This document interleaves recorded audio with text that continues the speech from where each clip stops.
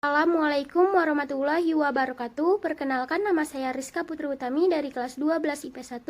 Baiklah, di sini saya akan menjelaskan tentang ketentuan pernikahan dalam Islam bagian 2. Mahram adalah orang-orang yang haram dinikahi dengan sebab-sebab tertentu. Dalam Quran Surat An-Nisa ayat 23-24 menjelaskan tentang orang-orang tidak boleh atau haram untuk dinikahi. Orang-orang tersebut adalah: yang pertama, ibu-ibumu. Yang kedua, anak-anakmu yang perempuan. Yang ketiga, saudara-saudaramu yang perempuan. Yang keempat, saudara-saudara bapakmu yang perempuan. Yang kelima, saudara-saudara ibumu yang perempuan. Yang keenam, anak-anak perempuan dari saudara-saudaramu yang laki-laki. Yang ketujuh, anak-anak perempuan dari saudara-saudaramu yang perempuan. Yang kedelapan, ibu-ibumu yang menyusui kamu. Yang kesembilan, saudara perempuan sepersusuan. Yang kesepuluh, ibu-ibu istrimu atau mertua. Yang ke-11, anak-anak istrimu yang dalam pemeliharaanmu dari istri yang telah kamu campuri. Yang ke-12, istri-istri anak kandungmu atau menantu. Yang ke-13, menghimpunkan atau dalam perkawinan dua perempuan yang bersaudara. Yang ke-14, wanita yang bersuami. Selanjutnya, macam-macam mahram. Dilihat dari kondisinya ada dua, yaitu yang pertama, mahram mu'abad, yaitu wanita diharamkan untuk dinikahi selama-lamanya, seperti keturunan, satu susunan, mertua perempuan, anak tiri jika ibunya sudah dicampuri, bekas menantu perempuan, dan bekas ibu tiri.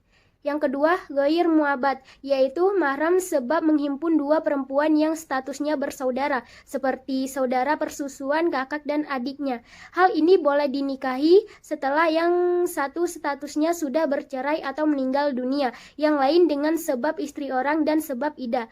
Selanjutnya, pernikahan dianggap sah apabila memenuhi ketentuan rukun dan syarat nikah. Adapun rukun dan syarat nikah, yang pertama, calon suami. Syaratnya yang pertama, bukan mahram si wanita atau calon istri. Yang kedua, orang yang dikehendaki si wanita atau calon istri. Yang ketiga, beridentitas jelas atau muayyan. Yang kedua, calon istri syaratnya yang pertama, bukan mahram si pria atau calon suami. Yang kedua, terbebas dari halangan nikah seperti dalam masa iddah atau tidak berstatus istri orang. Yang ketiga, wali. Syaratnya orang yang dikehendaki, laki-laki, mahram si wanita, balik, berakal, adil, tidak terhalang wali lain, tidak buta, tidak berbeda agama, dan merdeka. Yang keempat, dua orang saksi. Syaratnya yang pertama, berjumlah dua orang, bukan budak, bukan wanita, dan bukan orang fasik.